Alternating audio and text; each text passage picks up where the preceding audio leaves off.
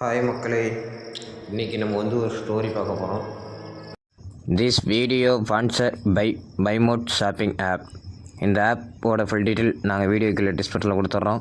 தேவைப்படுறவங்க இந்த app link இருக்கும், தேவைப்படுறவங்க இந்த ஆப்பை லிங்க் டவுன்லோட் பண்ணிக்கோங்க. இந்த ஆப்பை டவுன்லோட் பண்ணிவிட்டு உங்களுக்கு தேவைப்படக்கூடிய ப்ராடக்ட்டை நீங்கள் இந்த ஆப் மூலிமா நீங்கள் வாங்கும்போது உங்களுக்கு ஒரு ப்ரைஸ் கம்மியான ப்ரைஸ்லையும் கிடைக்கும், ஒரு ஒர்த்தான ப்ராடக்ட் கிடைச்ச மாதிரி இருக்கும். தேவைப்படுறவங்க இந்த ஆப்பை டவுன்லோட் பண்ணி யூஸ் பண்ணிக்கோங்க. வாங்க. பிறர் மனம் புண்படி பேசக்கூடாது. விஜயபுரி என்ற நாட்டில் விஜய மன்னன் என்ற மன்னன் ஆண்டு வந்தான். அவருடைய அரசவையில் மகிழவாளன் என்ற அமைச்சர் இருந்தார். நகைச்சுவை உணர்வும் புத்தி கூர்மையும் நிறைந்திருந்த அவர் சமயத்திற்கு ஏற்றபடி பேசும் ஆற்றலும் பெற்றிருந்தார்.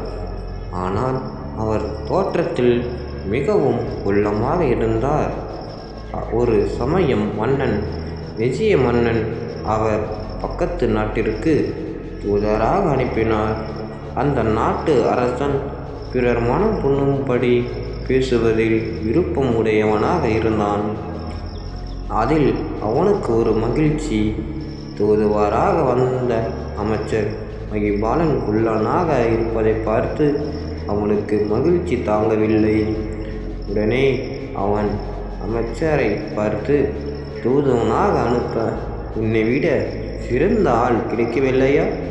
இவ்வளவு குள்ளமாக இருக்கும் உன்னை போய் தூதராக அனுப்பியிருக்கிறாரே உன் மன்னன் என்று கேலியாக கேட்டான். இந்த பேச்சை கேட்டு அமைச்சர் மகிபாலனுக்கு கோபம் தலைக்கேறியது. நான் இருக்கும் சூழ்நிலையை அறிந்து கோபத்தை அடக்கி கொண்டார். உடனே அவர் அரசவை பார்த்து, அரசே, எங்கள் நாட்டில் பெருமிதமான தோற்றமுடையவர்கள் பல பேர் இருக்கிறார்கள். அவர்கள் உருவத்தை பார்த்தால் அனைவரும் ஆச்சரியப்பட்டு போவார்கள். அவர்கள் விழுந்தால் அவர்களின் தலை சூரியனை மறைக்கும். ஒரு அடி வைத்தால் 1 கிலோமீட்டர் தூரம் போவார்கள் என்கிறார். அதை கேட்ட அந்த அரசன், அப்படிப்பட்டவர்கள் உங்கள் நாட்டில் இருந்தால் உன்னை போன்ற ஒரு குள்ளனை ஏன் தூதுவனாக இங்கு அனுப்பி வைத்தார் என்று கேட்டான். இதனால் அமைச்சர் பெரிதும் மனவேதனை அடைந்தார். உடனே அவர், அரசே, எங்கள் நாட்டிற்கு ஒரு வழக்கம் உண்டு. அந்த வழக்கத்திற்கு ஏற்ப என்னை இங்கு தூதுவனாக அனுப்பியுள்ளார் என்றார். உங்கள் நாட்டில் வழக்கம்தான் என்ன என்று உள்ளாக கேட்டான் அரசேன். உடனே அமைச்சர் பின்வருமாறு பதிலளித்தார்.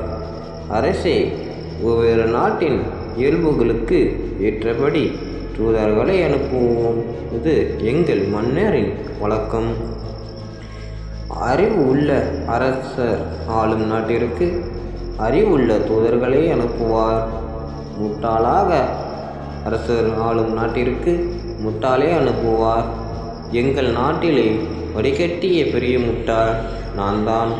அதனால் தான் என்னை இந்த நாட்டிற்கு தூதுவனாக அனுப்பியுள்ளார் என்றார். அதை கேட்டதும் அந்த அரசன் அவமானத்தில் தலை குனிந்தார்.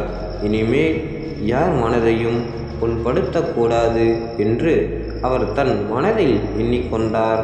அதன்படி வாழ்விலும் நடந்தார். நீதி, பிறன் மனம் புண்படும்படி பேசக்கூடாது. அவ்வாறு பேசுவர்கள் தாங்களே அவமானப்பட வேண்டியது வரும். எனவே எப்பொழுதும் பிறர் மனம் புண்படும்படி பேசக்கூடாது.